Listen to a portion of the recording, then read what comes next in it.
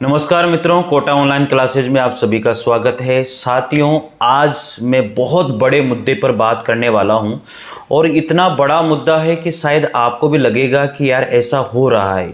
जितने भी साथी बीएड वाले हैं, जो भी साथी बीएड जिन्होंने कर चुके हैं या जो बीएड करने वाले हैं, उन सभी साथियों को ये पूरा वीडियो देखना है। साथियों, अगर मेरी बात में 1% भी सच्चाई है तो आपको चैनल से जुड़ना चाहिए, चैनल को सब्सक्राइब करना चाहिए। तो मित्रों ध्यान रखिएगा, आप चैनल से निश्चित रूप से जुड़ें और सब्सक्राइब कीजिए।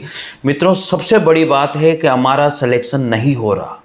देखो, हजारों स्टूडेंट हैं और बहुत सारे स्टूडेंट ऐसे हैं जिनका सिलेक्शन नहीं हो रहा। तो साथियों, अगर सिलेक्शन नहीं हो रहा है तो आप आज जान लीजिए कि सिलेक्शन क्यों नहीं हो रहा है, इसके पीछे क्या क्या वजह हो सकती है, इसके पीछे क्या क्या स्थितियां और परिस्थितियां हो सकती है। साथियों, पूरा वीडियो देखेगा, कंप्लीट वीडियो देखेगा, आपको समझ में आएगी कि यार क्या क्या इनमें से मैंने गलतियां करी है और इन गलतियों की वजह से शायद मेरा सिलेक्शन नहीं हो रहा है। साथियों, पहली बात, पहला पॉइंट सुन लीजिए आप। पहली बात है कि जब आपने बीएड करी थी, जब आपने बीएड करी, आपने अपनी मर्जी से बीएड करी, आपने बीएड करी, तब आपके मन में था कि मैं एक टीचर बनूंगा सरकारी, आपके मन में था कि मैं सरकारी टीचर बनूंगा, मैं तैयारी करूंगा। तो जब आपने तैयारी करने की सोची तो आपने फिर स्कूल ज्वाइन या अदर जगह पर आपने जॉब करना क्यों शुरू कर दिया साहब? कम से कम 1 साल, 2 साल, 3 साल आपको तैयारी करनी चाहिए। और उस मीठे जहर ने आपकी उस तैयारी को रोक दिया। साथियों, पूरी बात कंप्लीट सुनिएगा कि किस किस वजह से शायद हमारा सिलेक्शन नहीं हुआ है और क्या क्या वजह रही है। उनमें से सबसे मेन वजह है कि हम लोगों ने बीएड करने के बाद में हम लोग बहक जाते हैं और थोड़े से लालच में आकर के हम लोग कहीं ना कहीं जॉब करना शुरू कर देते हैं। तो मित्रों, फिर धीरे धीरे हमारे पास पैसा आता रहता है और पैसा आता रहता है, हम लोग उसमें मज़े लेते रहते हैं, यारी दोस्ती बनती रहती है, बहुत सारे तरीके होते हैं, हम लोग इंजॉय करते हैं, आते हैं जाते हैं, मज़ा आता रहता है। क्या हर साल वैकेंसी आती है? आप कुछ सोचिए ना इस बात को, क्या हर साल वैकेंसी आती है? और जब हर साल वैकेंसी नहीं आती है तो सोचिए, फिर आपको तैयारी करनी चाहिए ना। तो पहली बात तो यह है, आपने उस तुच्छ और कम, इतनी से बहुत कम पैसे के लिए आपने वो कितने साल बर्बाद कर दिए, सोचिए आप। सबसे मेन मुद्दे वाली बात ये। फिर दूसरी बात ये कि जब आपको लगता है कि यार वैकेंसी आ गई, वैकेंसी जैसे ही आती है वैसे फिर आप उन जो छोटे छोटे जो टुकड़ों में जो पैसे मिल रहे थे, उस लालच से थोड़े से बाहर निकलते हो। उस लालच से बाहर निकलने के बाद में आप तैयारी करना शुरू करते हो। एक बात बताइए, जब आप तैयारी करना शुरू कर रहे हो, क्या आप ही हो जो तैयारी करना शुरू कर रहे हो? अरे आपसे पहले जिन्होंने कहीं कुछ नहीं किया है और उन्होंने बीएड के साथ भी तैयारी शुरू करी है, उन्होंने अपना फाउंडेशन पहले से शुरू कर दिया था और बीएड होने के बाद भी वो तैयारी ही कर रहे थे, क्या आपसे पहले वो नहीं जाएंगे? क्या आपसे ज्यादा वो सक्सेस नहीं होने के चांसेस उनके नहीं हैं? आप खुद सोचिए ना। हम हमारे अनुसार जो है ना उन चीजों को देखते हैं, अरे यार मेरा सिलेक्शन नहीं हो रहा, मेरा सिलेक्शन नहीं हो रहा, लेकिन एक थोड़ी बहुत तो ये सोचिए तो सही कि मेरा सिलेक्शन क्यों नहीं हो रहा है। तो मैं सभी बीएड वालों से ये बात कर रहा हूं, मान लो मेरी बात को और समझ लो मेरी बात को। साथियों, तैयारी कर लो। जितने दिन आपको सोच लेना है कि मुझे तैयारी ही करनी है, मैं आपसे यही रिक्वेस्ट करता हूं, हाथ जोड़ के रिक्वेस्ट करता हूं कि तैयारी ही कर लेना साथियों, क्योंकि समय है वो निकल जाएगा। समय किसी का गुलाम नहीं है, समय किसी का इंतजार नहीं करता है। और जब समय निकल जाता है उस समय हम हजारों लोगों से पूछते हैं, सर मैं अब क्या करूं? समय के बाद में कोई कुछ नहीं कर सकता। जब आपका समय निकल गया तो आप भी कुछ नहीं कर सकते। आपके पास केवल एक ही चारा है, केवल पछताना। इसके अलावा कोई चारा नहीं है। इसलिए मित्रों, मैं आपको कोई यहाँ भाषणबाजी करने नहीं आया हूँ। मैं सिंपल तरीके से आपको बताना चाहता हूँ, जब तक आपके पास चांस है तब तक आपसे मैं यही रिक्वेस्ट करूंगा कि साथियों, अगर आप मेरी बात को मानते हो, आप अगर इस वीडियो को देख रहे हो, तो मैं आपसे यही कहूंगा कि आप एक बार दम लगा करके तैयारी कर लीजिए, मेहनत कर लीजिए। अगर 1 साल नहीं होता है साथियों, कम से कम आप 2 वैकेंसी दीजिए, 3 वैकेंसी दीजिए। उसके बाद में आप थोड़े थोड़े जो मीठा जहर तुम्हें मिल रहा है उसके जहर के चक्कर में आप जाइए, पर पहले से ही मत जाइए साथियों। अगर उसके चक्कर में पहले से ही पड़ गए तो मैं कह रहा हूं कितने ही लोगों की जिंदगियां बर्बाद हो गई है। और ऐसे ऐसे लोग हैं जिनको बाद में रियलाइज होता है कि शायद मैं पहले तैयारी कर लेता तो शायद ये दिन मुझे आज नहीं देखने पड़ते, वो बाद में जाकर के उनको रियलाइज होता है। मित्रों, अगर आप मेरी से थोड़ी सी बात से भी सहमत हो ना, सिलेक्शन क्यों नहीं हो रहा, आज जान लीजिए। आप इस मुद्दे पर मैं बात कर रहा हूं, समझ लीजिए आज इस बात को। दूसरी बात होती है साथियों, जब हम बैठ जाते हैं तैयारी करने के लिए, हमारे समझ में नहीं आता हमें करना क्या है। अरे सबसे पहले क्या करना होता है भाई, जब आप तैयारी करने की आपने सोच ली, आपने सोच लिया कि मुझे अब तैयारी ही करनी है, मुझे कुछ भी नहीं करना है, तो सबसे पहले आपको मैं बता रहा हूं, एक एक स्टेप को सुनते जाइए। सबसे पहले आपके पास जिसकी भी आप तैयारी कर रहे हो उसका सिलेबस होना चाहिए।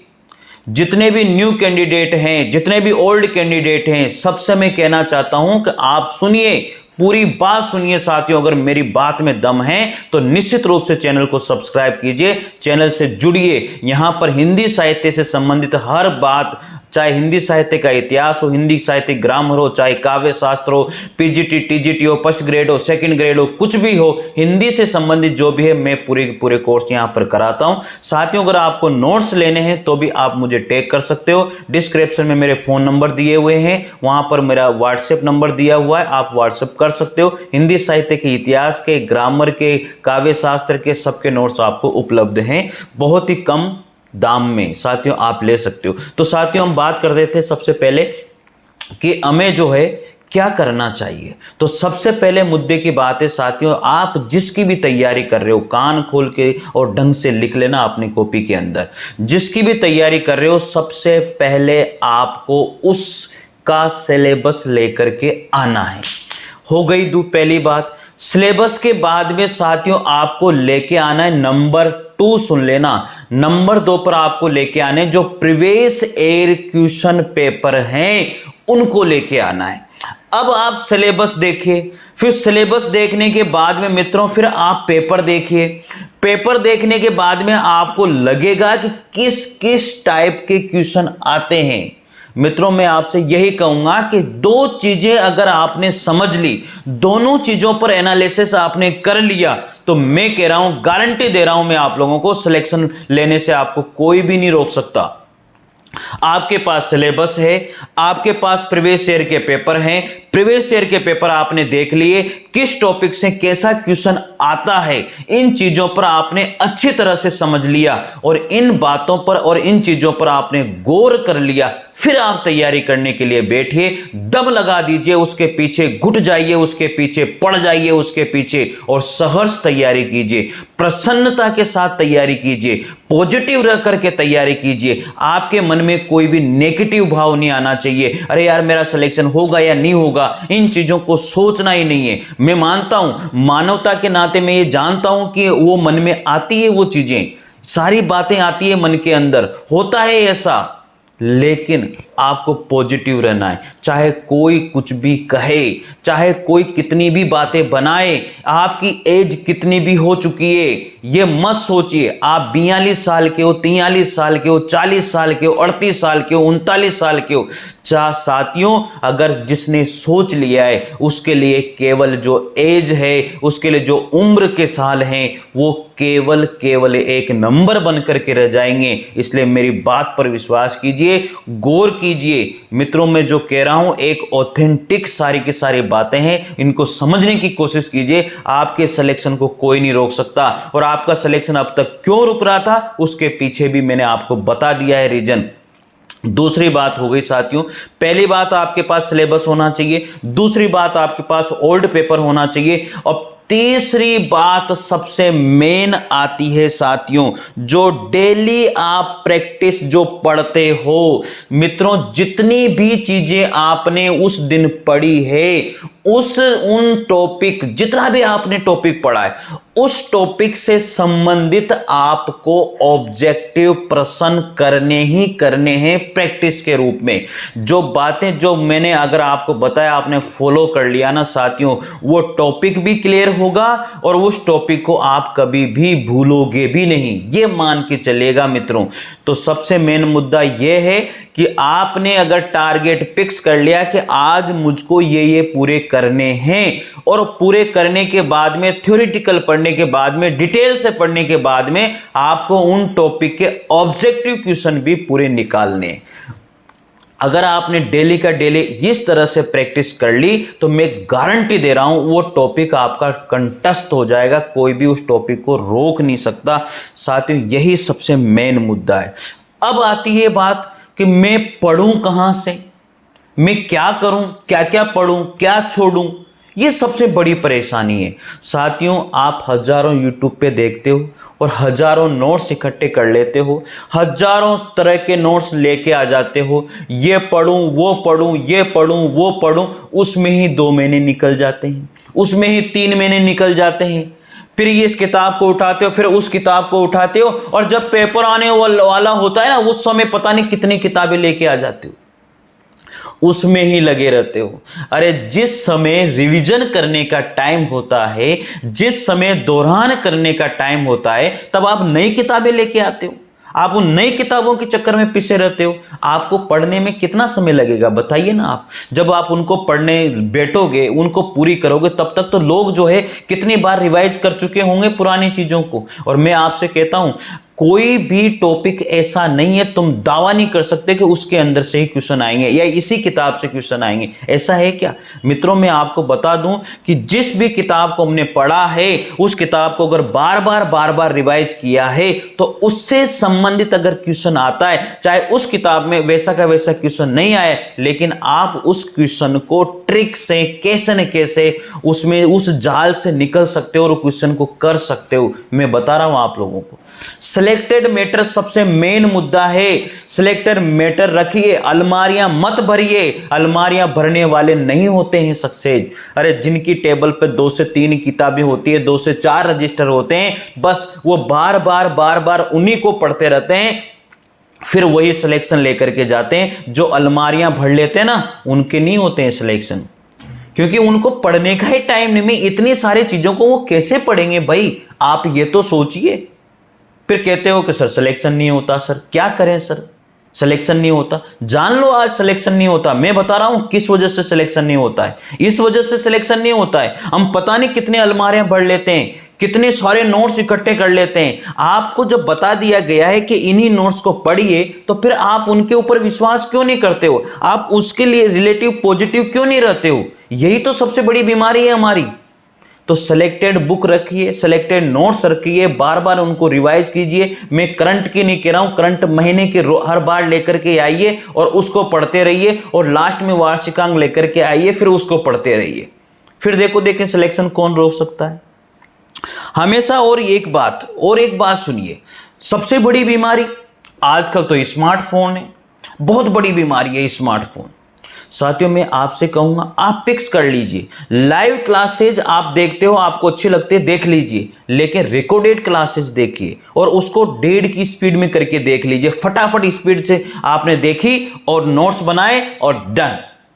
ज्यादा यूज करना ही नहीं है। क्यों यूज करें भाई? अगर कोई चीज हमें पढ़नी है तो उसे देखिए, और हजारों चैनल पे मत भटके। एक चैनल को फिक्स कीजिए ना कि यार इस चैनल पे मुझे अच्छा कंटेंट मिल रहा है, चाहे वो पढ़ा रहे हो, कैसे भी पढ़ा रहे हो, चाहे व्हाइट बोर्ड पे हो, डिजिटल बोर्ड पे, किसी भी बोर्ड पे हो, लेकिन वहां से मेरे नोट्स अच्छे बन रहे हैं, तो मैं उन्हीं को फॉलो करूं। मैं हजार जगह पे क्यों जाऊं?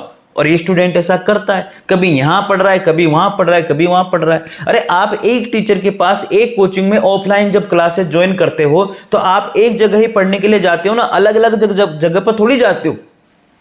तो ऐसे ही आप इस पे चैनल पर पढ़िए। अगर आपको लगता है मुझे YouTube से तैयारी करनी है तो आप एक चैनल को फॉलो कीजिए। साथियों, मैं कह रहा हूं आपसे, मैं दावा करता हूं मैं पूरा कोर्स कराऊंगा। मेरी तबीयत अभी खराब हो गई थी, इस वजह से मैं लाइव नहीं आ पा रहा था। मैं पूरा कोर्स कराऊंगा, आप टेंशन क्यों लेते हो इस चीज के लिए? चाहे फर्स्ट ग्रेड हो, सेकंड ग्रेड हो, RPSC हो, चाहे कुछ भी हो, मैं पूरा कोर्स कराऊंगा। हिंदी साहित्य का संबंधित, हिंदी साहित्य हो चाहे कुछ भी हो, मैं कह रहा हूं ना, मैं कराऊंगा। आप ज्वाइन कीजिए, आप चैनल को लाइव कीजिए, आप चैनल को लाइक कीजिए, सब्सक्राइब कीजिए, मैं कह रहा हूं आप लोगों से। ठीक है साथियों, विश्वास कीजिए मेरा, मैं सही बता रहा हूं।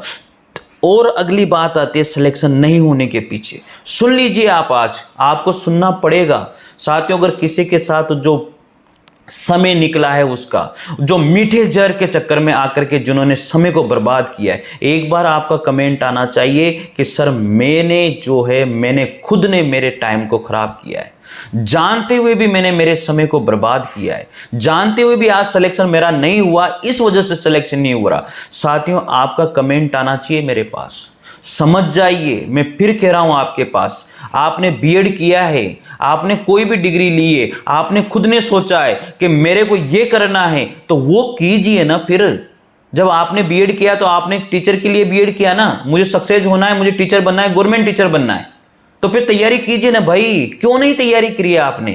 क्यों छोटे छोटे जो आ रहे थे 2,000, 5,000, 10,000, 15,000 जो आ रहे थे, उनके चक्कर में क्यों पड़ गए आप? पड़ गए हम, और आने लग गए पैसा, मजा आने लग गया, हो बस आनंद आने लग गया। और फिर देखो समय निकलता गया, आज 34 साल के हो गए, 35 साल के हो, 40 साल के, 45 साल के हो गए, होगी जिंदगी बर्बाद। अब क्या करना है? खत्म। यही तो सोच है। कमेंट करना साथियों, जिसके साथ हुआ है, मैं आपसे मांगना चाहता हूं, कमेंट करने की हिम्मत आपके अंदर होनी चाहिए कि सर मेरे साथ हुआ है ऐसा, मैंने खुद ने बर्बाद करी है। आपका कमेंट आना चाहिए मित्रों कि अगर जिसके साथ भी ये हुआ है, जिसने भी मीठे जहर में जो है ना उस घुटता रहा, बर्बाद होता रहा, वो मीठे जहर वाले को कमेंट आना चाहिए मेरे पास। सही बता रहा हूं आप लोगों, कितनों की जिंदगियां बर्बाद हो गई।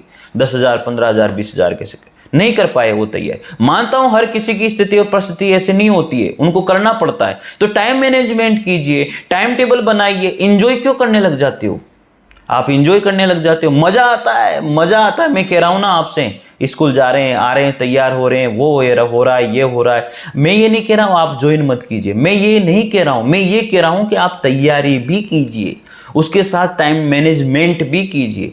मैं आपसे कह रहा हूं ना, आप ज्वाइन कीजिए, बहुत अच्छे स्कूल को ज्वाइन कीजिए, जिसको भी ज्वाइन करना है ज्वाइन कीजिए, लेकिन तैयारी भी करना जरूरी है, समय को देखते हुए, समय की मांग को देखते हुए। साथियों, अगली बात आती है, मैं अगली बात करूंगा, आप लोगों के लिए एक एक मिनट कीमती है।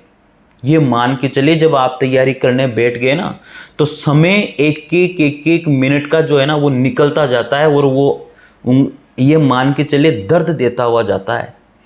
और वैकेंसी आने के बाद तो हर स्टूडेंट तैयारी करता है भाई। जब वैकेंसी नहीं होती है, उस समय एक पर्टिकुलर मेहनत के साथ, ईमानदारी के साथ जो तैयारी करता है वही कर सकता है, हर कोई नहीं कर सकता। आज वैकेंसी नहीं है, लेकिन हजारों स्टूडेंट ऐसे हैं जो उसकी तरह ही तैयारी कर रहे हैं जिस समय वैकेंसी आ जाएगी।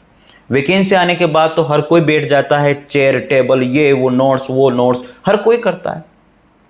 आप क्यों नहीं कर रहे हो अभी? किसने बोला वैकेंसी नहीं आएगी? अरे आज नहीं तो कल आएगी, कल नहीं तो परसों आएगी तो सही। 1 साल में, 2 साल में कभी तो आएगी। जब हमने सोच लिया, हमने बीएड किया है, क्यों किया है हमने बीएड? तैयारी के लिए बीएड किया है, नौकरी के लिए बीएड किया है, टीचर की नौकरी के लिए बीएड किया है, हमने सोच के बीएड किया है ना भाई। तो फिर क्यों नहीं? करो ना, मेहनत करो, सक्सेस होगे, 100% सक्सेस होगे।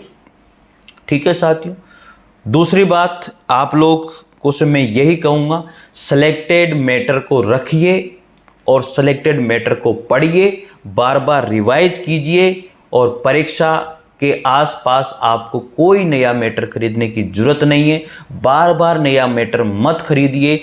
एक गाइड आपके पास होनी चाहिए, नोट्स आपके होनी चाहिए, उनके ऊपर विश्वास कीजिए और ईमानदारी से मेहनत कीजिए। साथियों, मित्रों, जो बातें मैंने बताई है, अगर आप लोगों ने इनको फॉलो किया, आप लोगों ने इनको जान लिया, तो कोई भी आपके सिलेक्शन को नहीं रोक सकता। इसलिए साथियों, चैनल को जरूर सब्सक्राइब कीजिए। मित्रों, शायद मैंने आप लोगों को थोड़ी सी कड़वी बातें बताई है, लेकिन सत्यता यही है, ईमानदारी यही है। तो साथियों, जिनके साथ भी इस तरह से समय बर्बाद हुआ है उनके कमेंट मेरे पास आना चाहिए। और अगर वीडियो आपको पसंद आता है तो मित्रों ज़रूर सब्सक्राइब कीजिएगा चैनल को और शेयर ज़रूर कीजिएगा वीडियो को, ताकि और बंदे जो तैयारी कर रहे हैं उनको मोटिवेशन मिल सके। मित्रों, तो ध्यान रखिए, समझने की कोशिश कीजिए मैंने जो बोला है उस बात को। और हमारा ध्यान सिर्फ जो है साथियों, सिर्फ हमारे लक्ष्य की ओर होना चाहिए। जो लक्ष्य हमने धारण किया है उस लक्ष्य की ओर होना चाहिए, और जिस लक्ष्य पर हम चल पड़े हैं उस लक्ष्य की ओर होना चाहिए। तो साथियों, अगर आपको लगता है कि हमें कमाना भी पड़ेगा तो आप ज़रूर कमाइए, आप ज़रूर किसी न किसी नौकरी को ज्वाइन कीजिए, लेकिन टाइम टेबल भी उसके अकॉर्डिंग आप सेट कीजिए। आपको सक्सेस होने से कोई भी नहीं रोक सकता मित्रों। तो मित्रों, यही बात थी। थोड़ा सा मैंने आप लोगों को कड़वा सत्य बताया है, लेकिन ईमानदारी की बात यही है। तो मित्रों, शायद आपको अच्छा लगा होगा। अच्छा लगा है तो ज़रूर लाइक और शेयर ज़रूर कीजिएगा। मिलते हैं साथियों अगले और दूसरे किसी मोटिवेशन के साथ। तब तक के लिए जय हिंद, जय भारत। Thank you.